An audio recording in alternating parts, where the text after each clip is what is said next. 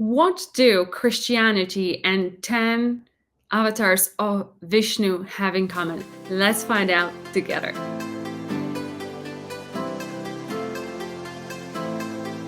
Let's get into it. Vishnu is one of the most important gods among the many Hindu deities. He is responsible for preserving and sustaining the world.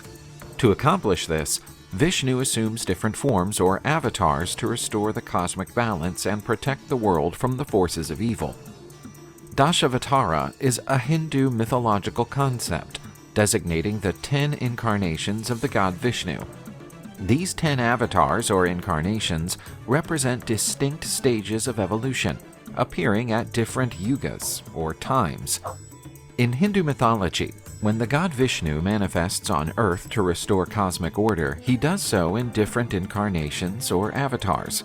In today's video, we'll learn about the 10 avatars of the god Vishnu and their roles in the evolution of time and the preservation of Dharma, cosmic order and justice.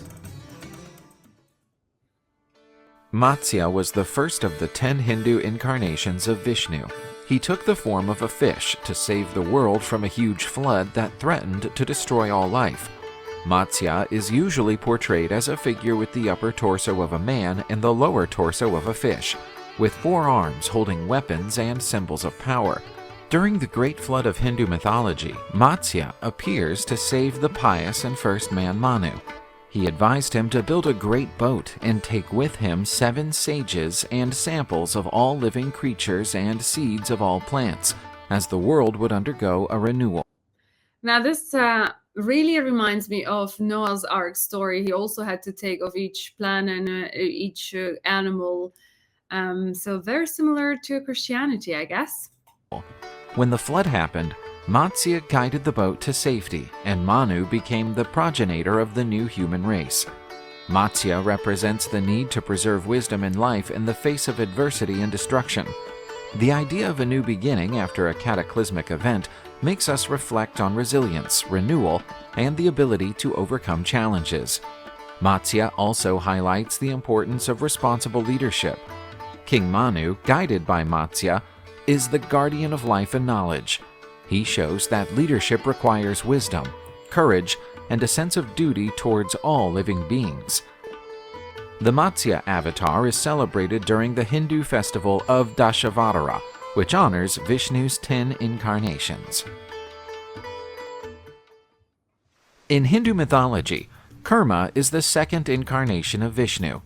In this case, he took the form of a turtle to help the gods and demons contribute to the churning of the cosmic ocean, known as Samudra Manthan, and to recover the nectar of immortality, concealed at the bottom of the ocean. According to this Hindu myth, the gods and demons cooperated to obtain the nectar of immortality, which they believed would give them eternal life and power.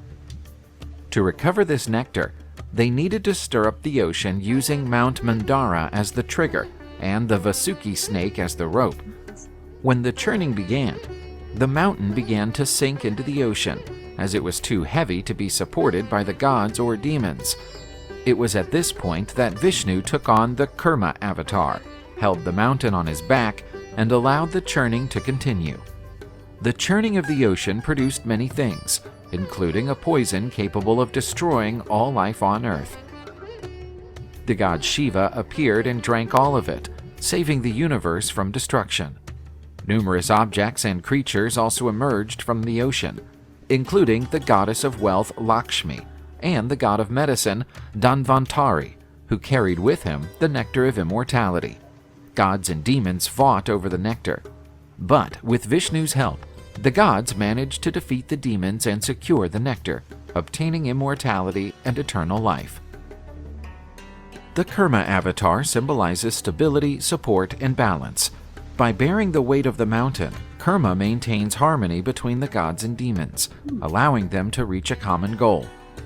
This story shows the importance of cooperation, even between enemies, to achieve greater goals and collective benefits.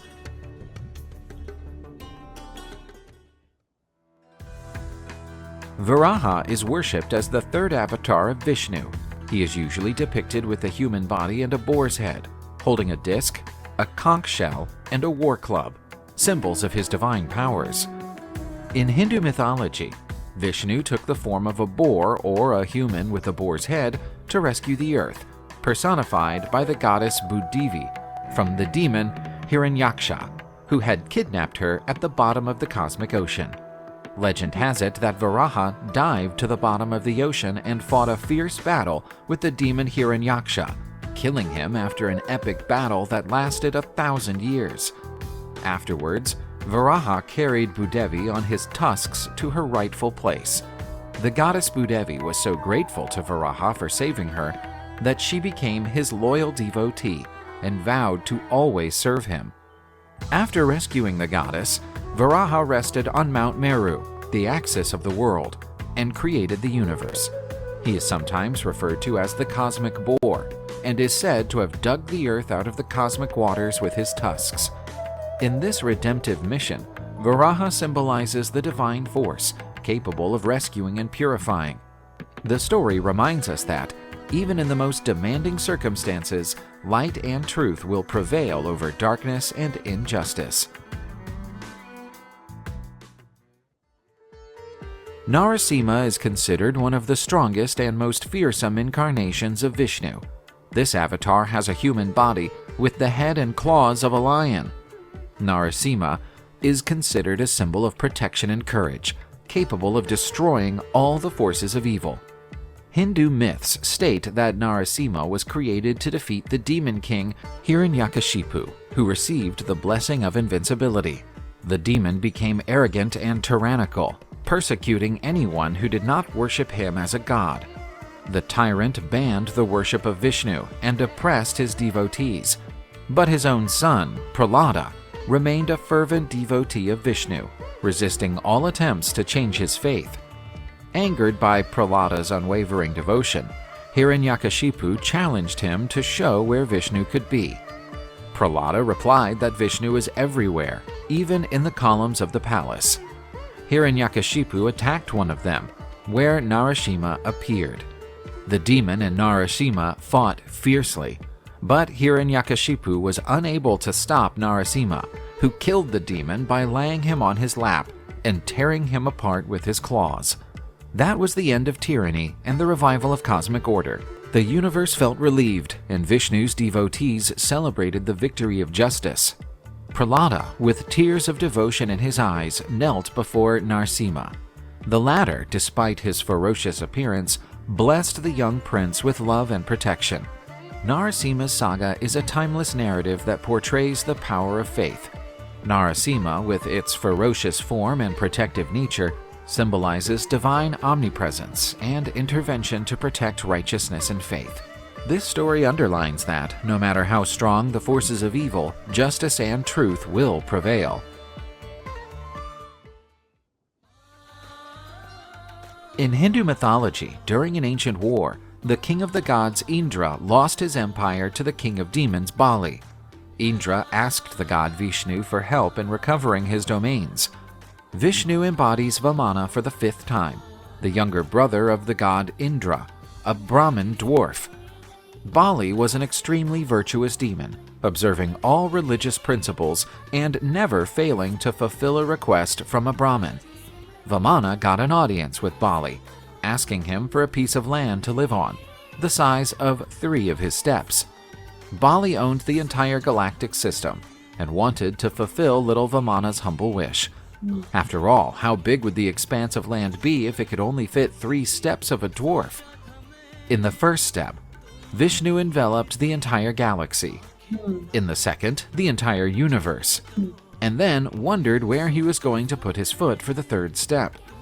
When Bali noticed that Vamana was Vishnu in disguise, he offered him his own head. Vishnu put his foot on Bali's head and pushed him into the underworld. Vamana symbolizes divine cunning and humility, showing that cosmic balance is often achieved not by force, but by wisdom. Bali, on the other hand, represents righteousness and virtue. Even in the face of unfavorable circumstances, it shows that true devotion has no room for pride. The story underlines the importance of balance and justice, as well as the need to keep one's word and honor commitments. even when the consequences are unexpected. So this is very interesting, and please do let me know, because they talk about Bali as a virtuous demon. It somehow doesn't track in my head, because demons are usually bad, right? Like a virtuous demon. If anyone can shed some light what's behind all of this, I'd appreciate that. Parasurama is the sixth avatar of Vishnu in Hindu mythology. He was born to sage Jamadagni and his wife Renuka. Parasurama was known for his exceptional talents as a Brahmin warrior and his unwavering devotion to Vishnu. Often depicted with an axe, Parasurama used it to defeat and destroy the forces of evil. During Parasurama's time, the world lived under the tyranny of the Kshatriyas, who neglected their duties, exploited the people, and disrespected the sages and Brahmins. In this context, Parasurama was born into the family of a sage, with the divine purpose of punishing the corrupt Kshatriyas and restoring balance and justice. Branding an axe, Parashu, given to him by Shiva, Parasurama carried out multiple campaigns against the Kshatriyas, eradicating those who practiced injustice and protecting the righteous. He not only purified the earth of corruption, but established the supremacy of Dharma, teaching that power must always be balanced by virtue and responsibility. After fulfilling this mission, Parasurama donated the lands he had conquered to the Brahmins and retired to devote himself to meditation and penance, becoming an ascetic, i.e., someone who renounces worldly and physical pleasures to reach a higher state of spirituality or understanding. He continues to guide kings and sages to find righteousness. Unlike the previous avatars, Parasurama is immortalized in Hindu mythology not only as a ruthless warrior, but also as a dedicated ascetic, a symbol of the power of discipline and commitment to righteousness. In Hindu mythology, Rama is the seventh avatar of the god Vishnu. He was the king of Ayodhya and the main character in the epic Ramayana, one of the most famous Hindu texts, which narrates his adventures. It is a genuine manual of ethics, duty, and dharma. In this epic, Rama is described as an ideal king and person. He is one of the most worshipped Hindu deities in India, and this incarnation of Vishnu is also the most famous.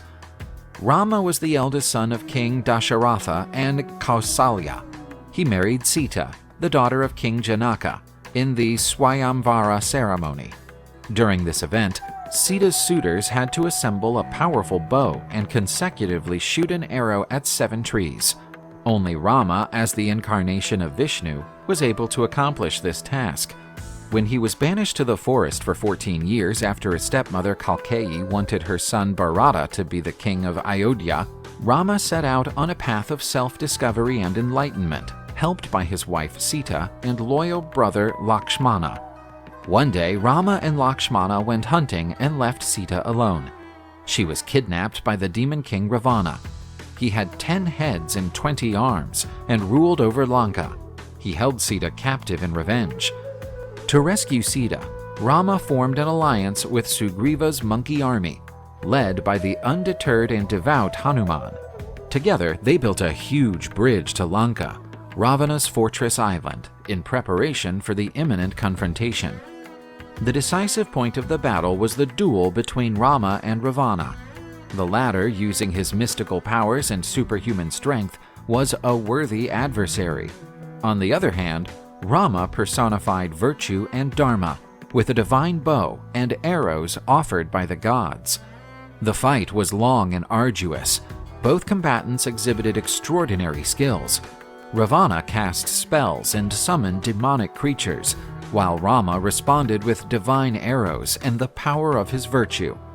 Each of Ravana's attacks was countered by Rama, who remained steadfast. The battle reached its climax when Rama, under the guidance of the wind god Vayu, and armed with the knowledge he had acquired from the sages, launched the divine arrow of Brahma at Ravana. It pierced his heart, and he fell defeated. It was the victory of good over evil, of justice over injustice. After the end of his exile, Rama returned to Ayodhya as a hero and was crowned king. Today, Rama is revered for his courage, virtue, bravery, and absolute devotion to his wife and to Ayodhya. Krishna is one of the most famous and fascinating characters in Hindu mythology. He is Vishnu's 8th earthly existence and the sacred reincarnation most revered by Indians. He is usually depicted as a blue-skinned cowherd who loves to play the flute to enthrall all living beings. Krishna is known for his love of Radha, his divine consort. Krishna's story begins with his birth in a prison cell in Mathura, where his parents, Vasudeva and Devaki, were being held captive by the cruel king Kamsa.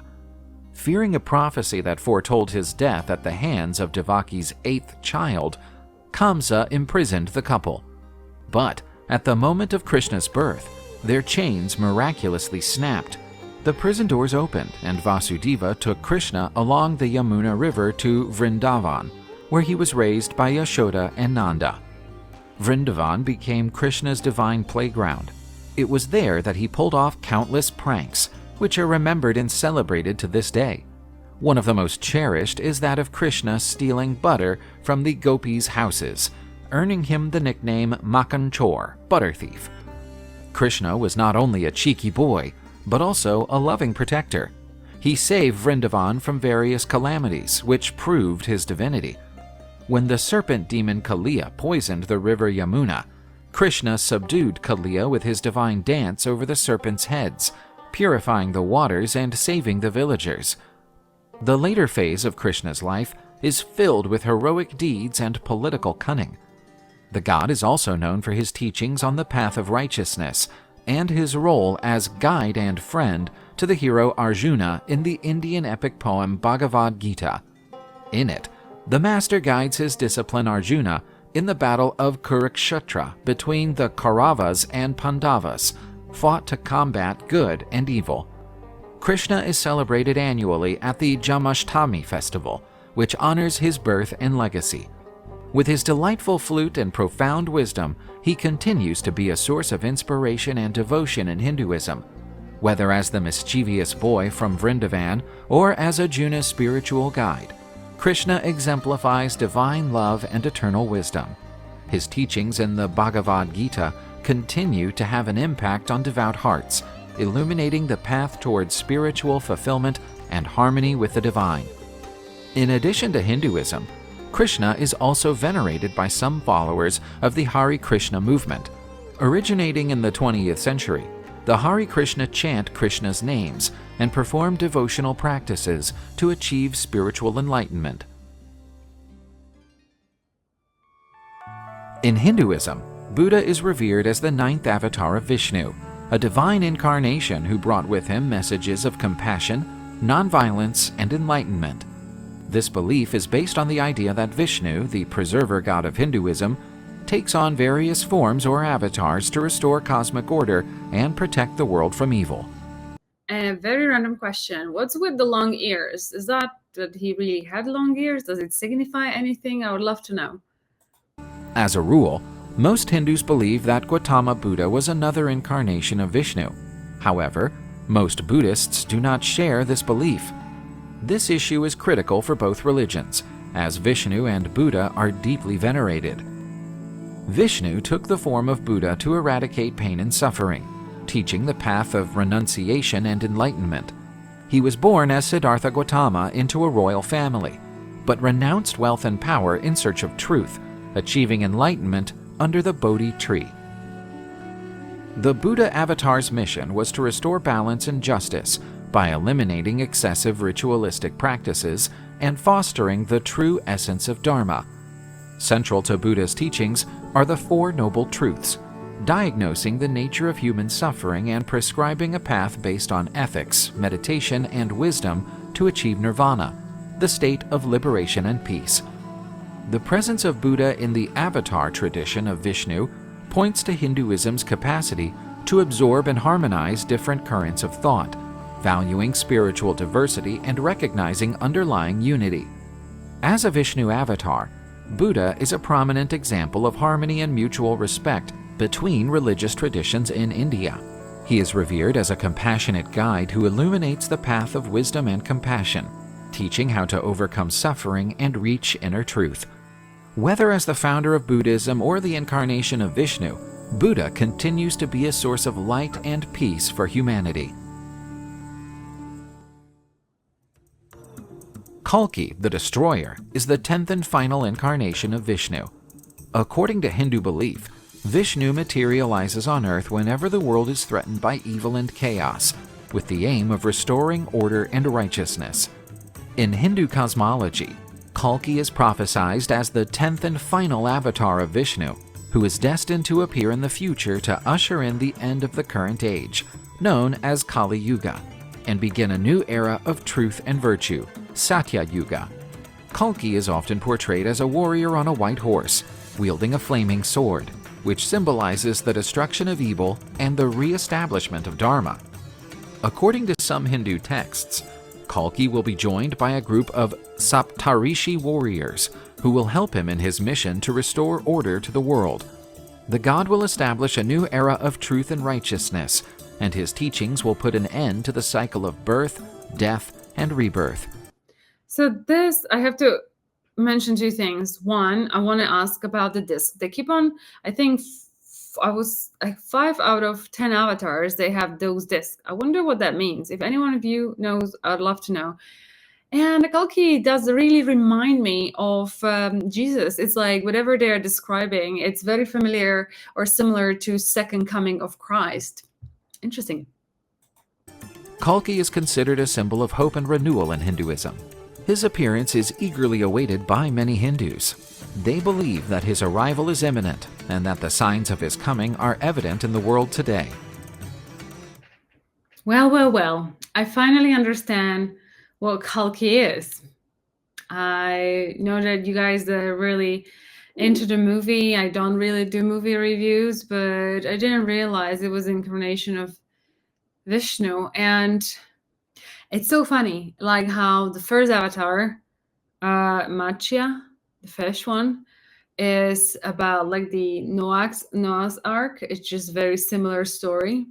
And then the last one, Kalki, it just to me sounds like a second coming of Jesus, because that's when Jesus is supposed to save the world, and that's kind of what this one is Kalki is supposed to do as well. So interesting one. Whenever I watch and I learn more about the mythology, or there's no offense in this world mean to you guys, because I know that these topics may be sensitive, but I don't know how else to call it. So I was reading recently that all the kind of that it's a well-known fact that all literature coming from your part of the world, it's always been very metaphorical. So everything about these are just like really large metaphors happening. So this is why I would call it mythology, because it's just metaphorical metaphorical stuff. But feel free to correct me if you feel like all these people actually really lived and existed. Now, the other part, my crazy spiritual part, always makes me believe, like, the more I learn about these things, the more I feel like, you have the Greek mythology, you have your kind of interpretation of the history, and you always have gods, and no one, I feel like, ever concerns themselves with who those gods were, and if it is like just really made up stuff, or there were like these extraterrestrial beings that interbred with humanity, which is pretty much what, like, I talked about Matthias de Stefano as well. And the more I'm seeing these things, it doesn't mean that it's all right, but it kind of does make sense with a galactic history that we are a species that is basically interbred with other species. And this is why people would be having these myths and stories about the gods, and gods helping me, gods giving me device, because there are other extraterrestrial species. We've had a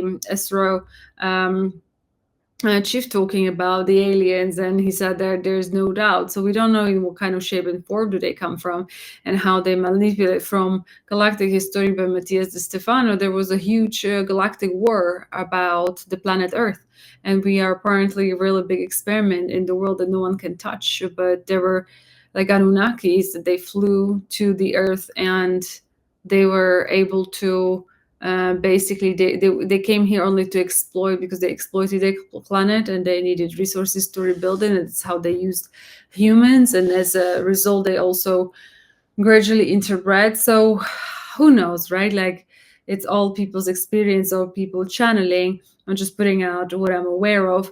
But as these kind of stories, people from heaven coming, a lot of them, I feel like there might be something to it. I don't know. Let me know what you think.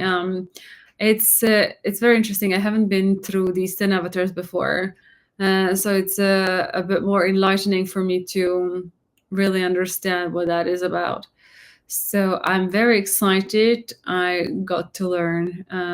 There's more to think about. It's been all about winning. The good over the evil forces. So with that being said, thank you so much for watching this video, Mini. If you did enjoy, you know what to do. Smack that like button, smack that subscription button, share it with your friends, and I'll see you next one. Until then, please do take care. I am sending lots of love. Bye-bye.